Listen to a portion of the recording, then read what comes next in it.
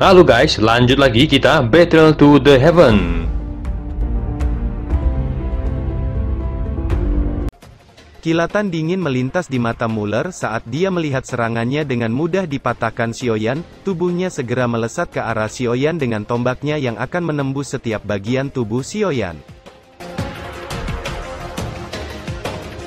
Menghadapi serangan Muller yang ganas, Xiaoyan hanya menyeringai tanpa rasa takut sedikit pun di matanya. Pedangnya bergetar dan 23 api surgawi yang membawa suhu tinggi menakutkan melonjak dan menyelubungi pedangnya. Tepat ketika tombak Muller akan menusuk dadanya, pedang berat dengan cepat berayun dan muncul di depan dadanya dan memblokir tusukan tombak dengan badan pedangnya yang lebar hingga mengeluarkan suara dentang yang keras dan keduanya mundur beberapa langkah, namun tubuh Muller tiba-tiba menghilang. Kejutan melintas di mata Xiaoyan saat dia melihat Muller menghilang. Senyum seringai muncul di sudut mulutnya saat kekuatan spiritualnya melonjak. Dia mengangkat pedangnya ke atas tepat ketika tombak tajam akan merobek kepalanya. Suara benturan keras segera terdengar ketika kedua senjata saling beradu. Percikan api menyebar ke sekitarnya ketika pedang berat dan tombak terus saling bertabrakan hingga mengguncang udara dan air di danau tampak bergelombang. Di saat tertentu Xiaoyan mengayunkan pedangnya yang akan menebas leher Muller. Keterkejutan melintas di mata Muller saat melihat itu. Tombaknya bergetar dan cahaya perak tiba-tiba melesat keluar dari ujung ombak yang nampak seperti perisai dan memblokir tebasan pedang Xiaoyan.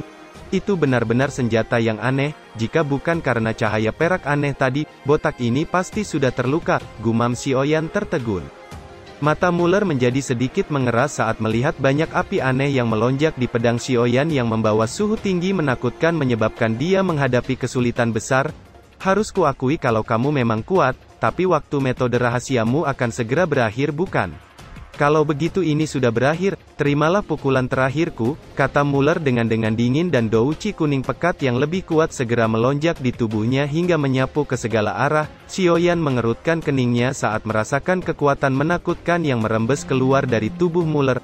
Douci emas perlahan berkumpul di atas kepala Mueller, akhirnya berubah menjadi roda douci emas besar di langit yang memancarkan aura mengerikan menyebabkan tanah di bawah menjadi layu dan retak, bahkan suhu air danau naik dengan drastis. Banyak mata di pegunungan melihat ke arah danau dengan tatapan ngeri, dan banyak suara seruan muncul di pegunungan. Itu sebenarnya teknik bertarung tingkat abadi, tidak mengherankan Muller ini adalah penguasa kota termuda. Apakah ini jurus pamungkas botak ini? Pikir Xiaoyan menyipitkan matanya. Dia bisa merasakan bahaya dari serangan Muller kali ini. Yueru juga merasakan kekuatan mengerikan dari roda emas besar. Matanya tiba-tiba bercahaya ketika sebuah simbol berbentuk bulan sabit perlahan muncul di matanya. Jangan khawatir, aku bisa mengatasinya, kata Xiaoyan menyadari tindakan Yueru. Meskipun dia tidak tahu apa arti simbol yang bulan sabit yang sekilas muncul di mata Yueru, namun dia bisa merasakan pancaran kekuatan jiwa yang tidak biasa. Yueru juga menatap Xiaoyan dengan ragu sebelum akhirnya mengangguk dan tersenyum. Xiaoyan melihat senyuman yang manis sebelum mengalihkan matanya ke Muller dan ekspresinya menjadi sedikit serius saat dia melihat roda emas besar yang semakin memadat di atas kepala Muller membawa fluktuasi yang makin menakutkan. Kekuatan semacam ini memang jauh melampaui keterampilan bertarung tingkat langit biasa. Kalau begitu aku juga akan mencoba teknik bertarung tingkat abadi, pikir Xiaoyan dengan kilatan dingin melintas di matanya. Segera setelah pikiran itu melintas, Xiaoyan merasakan energi spiritual langit dan bumi di sekujur tubuhnya mulai mengeras pada saat ini. Douci api merah mulai melonjak di tubuhnya membawa fluktuasi energi menakutkan yang menyebar ke sekitarnya, bahkan air danau nampak bergetar dengan hebat. Teknik bertarung abadi? Gumam Muller sedikit tertegun, lalu mengapa jika kau juga memiliki teknik bertarung abadi? Akan kutanyakan sekali lagi, serahkan buah bulan sabit itu, atau mati, teriak Muller menatap Xiaoyan dengan sinis. Xiaoyan dengan tajam menatap Muller di langit. Itu tergantung pada kemampuanmu apa kau layak mendapatkannya, kata Xiaoyan dengan tenang. Di saat yang sama pedang kuno api abadi di tangannya semakin memancarkan aura menakutkan. Kamu benar-benar tidak tahu mana yang baik dan yang buruk, maka itu, kamu hanya bisa menyalahkan diri sendiri, kata Muller dengan dingin. Tubuhnya sedikit naik ke langit di saat yang sama satu tangannya membentuk jejak segel menyebabkan roda emas di atas kepalanya bersinar sebelum akhirnya tombak emas besar muncul dari dalamnya menyebabkan langit nampak berfluktuasi sebelum dengan kejam menembak ke arah Xiaoyan. Sesuai keinginanmu, kata Xiaoyan dengan senyum dingin. Langkah pertama pedang penghancur langit 7 lapis, teriak Xiaoyan dengan dingin. Seketika itu juga lekuk garis aneh pada pedang memancarkan nyala api berbeda yang mengerikan membuat pedang sedikit bergetar. Pada akhirnya pedang berat nampak membesar saat diselubungi nyala api menakutkan, bahkan membuat air ribuan meter dari danau sedikit menguap. Tatapan Xiaoyan pada Muller semakin dingin saat dia merasakan nyala api pada pedang berat telah mencapai kekuatan penuhnya dan segera menebaskan pedang ke arah Muller. Seketika itu juga bilah cahaya tajam yang memancarkan api berbeda melesat keluar dari ujung pedang dan meluncur ke arah Muller sebelum dengan keras menghantam tombak emas raksasa menyebabkan ledakan dahsyat bergema di langit, bahkan permukaan danau yang telah bergolak langsung digulung oleh dua kekuatan besar yang saling bertabrakan di langit. Badai besar mereda dan dua sosok nampak mundur beberapa langkah. Xiaoyan menstabilkan tubuhnya sebelum mengangkat wajahnya dan menatap Muller dengan dingin. Segel di tangannya berubah dan sosok ilusi besar muncul di belakangnya saat dia melepaskan jurus kemarahan Dewa Hungkuan. Sosok ilusi besar membuka mulutnya dan gelombang suara spiritual sonik langsung meluncur ke arah Muller. Kejutan melonjak di wajah Muller saat dia merasakan gelombang sonik yang meluncur ke arahnya dan baru saja menstabilkan tubuhnya dan tak dapat menghindar. Gelombang sonik akhirnya tiba dan menghantam Muller menyebabkan tubuhnya nampak menegang karena rasa sakit yang ditularkan dari jiwanya. Douchi di tubuhnya melonjak saat dia berjuang untuk melepaskan diri dari gelombang sonik, namun gelombang sonik kedua dan ketiga kembali menghantam jiwanya hingga cahaya di matanya sedikit meredup dan terhuyung mundur sebelum akhirnya memuntahkan darah. Dia mengangkat wajahnya dan menatap Xiaoyan dengan ekspresi kusam di matanya saat melihat Xiaoyan yang tenang di depannya. Kilatan dingin baru saja melintas di matanya ketika wajahnya tiba-tiba menjadi tenggelam saat merasakan kekuatan penghancur dari api lotus 23 warna yang berputar di tangan Xiaoyan. Senyum dingin muncul di wajah Xiaoyan saat dia melihat kengerian di wajah Muller sebelum melambaikan telapak tangannya dan api lotus 23 warna segera menembak ke arah Muller dan meledak menyebabkan Muller langsung terlempar ribuan kaki dan kembali memuntahkan darah di sepanjang jalan. Seruan percakapan segera muncul di pegunungan. Xiaoyan ini sangat menakutkan, dia benar-benar mengalahkan Muller. Muller itu bintang 4 Dou di tingkat menengah, tapi Xiaoyan hanya bintang 4 Dou di awal. Tuan muda, apa kamu baik-baik saja? Kata seorang pengikut buru-buru membantu Mueller berdiri dan mendukungnya. Ayo pergi, kata Mueller dengan wajah masam. Dia menatap Xiaoyan dengan kejam sebelum pergi dari tempat itu. Yueru langsung bergegas ke arah Xiaoyan dengan wajah cemas. Apa kamu baik-baik saja? Tanya Yueru. Aku tidak apa-apa, ini buah bulan sabit yang kamu inginkan, kata Xiaoyan tersenyum sambil mengeluarkan 3 buah bulan sabit dan memberikan pada Yueru. Kamu berhasil menemukannya. Makasih banyak, kata Yueru dengan sukacita melonjak di hatinya.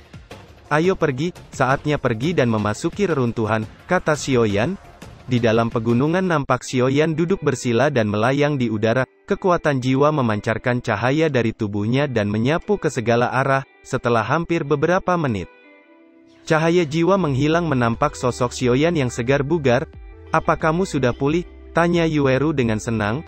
Aku sudah jauh lebih baik, ayo pergi. Aku tidak bisa merasakan inti iblis naga di sini, jadi kita hanya bisa pergi ke ruang utama reruntuhan untuk mencoba keberuntungan, kata Xiaoyan. Seiring berjalannya waktu, semakin banyak orang berkumpul di kedalaman reruntuhan. Ada sebuah gerbang batu kuno yang menuju ruang utama yang ditutupi penghalang segel. Semua orang tahu bahwa hanya dengan melewati penghalang segel ini, mereka akan menemukan banyak kekayaan di dalamnya. Selain itu masih banyak lagi keterampilan bertarung tingkat abadi. Itu adalah harta paling langka dan kekayaan terbesar. Namun, penghalang segel di depan mereka tidak mudah ditembus, jadi mereka hanya bisa menunggu sampai segelnya melemah dan perlahan terbuka dalam 3 hari. Menjelang malam nampak Xiaoyan dan Yueru sedang duduk di dekat api unggun sambil menyantap ayam bakar. Ayam bakar buatanmu enak juga, kata Yueru tersenyum sambil mengunyah paha ayam. Aku sudah pergi sepanjang tahun, jadi rasanya tidak akan menjadi lebih baik, kata Xiaoyan merobek paha ayam dan mengunyahnya. Namun di saat keduanya sedang bersantai, 3 helai daun tiba-tiba menyerbu ke arah keduanya dengan tajam. Xiaoyan sedikit mengerutkan keningnya, api merah segera melonjak dan membakar 3 daun hingga hangus. Siapa? Kata Xiaoyan dengan kilatan dingin melintas di matanya. Satu suara tiba-tiba terdengar, buah sabit memang hal yang baik. Tapi jika kamu tidak memiliki kekuatan untuk melindunginya, hidupmu akan menjadi sia-sia saja, kata sosok itu yang suaranya bergema ke sekitarnya. Keluar, kata Xiaoyan, sambil melambaikan tangannya dan api merah melesat keluar dan menghantam sebuah pohon besar hingga hancur. Sesosok pria misterius melompat dari pohon besar dan mendarat di tanah. Dia berjalan keluar dari hutan dan muncul di pandangan Xiaoyan.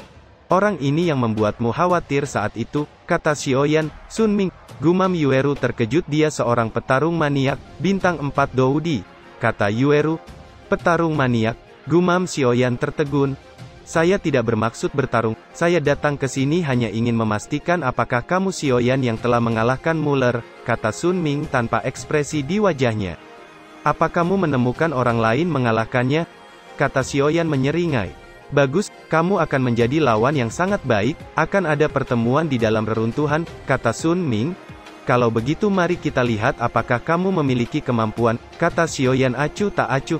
Sun Ming menatap Xiaoyan sejenak sebelum perlahan melayang mundur dan menghilang dalam kegelapan.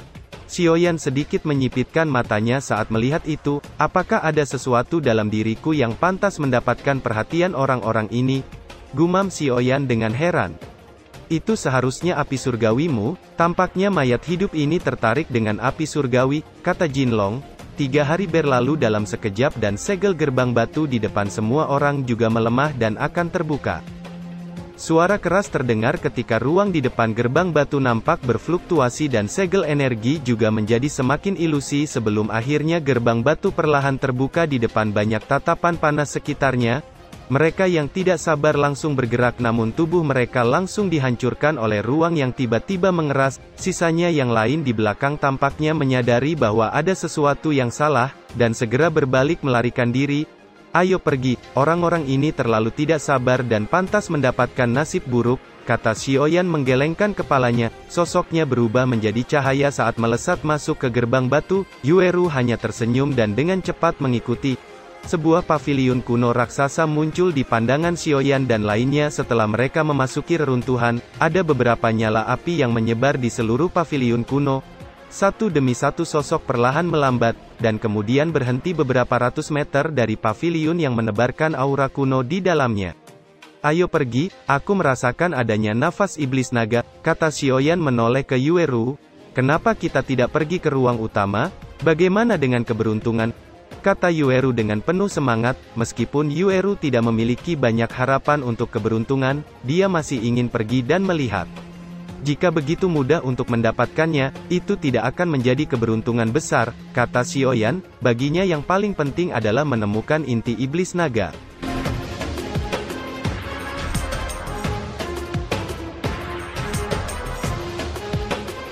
Cerita pun selesai, nantikan spoiler selanjutnya guys. Buat yang belum subrek, dibantu subrek yo guys, biar jalan terus spoilernya. Buat yang udah subrek, mudahan dilancarkan rezekinya. See you and ciao.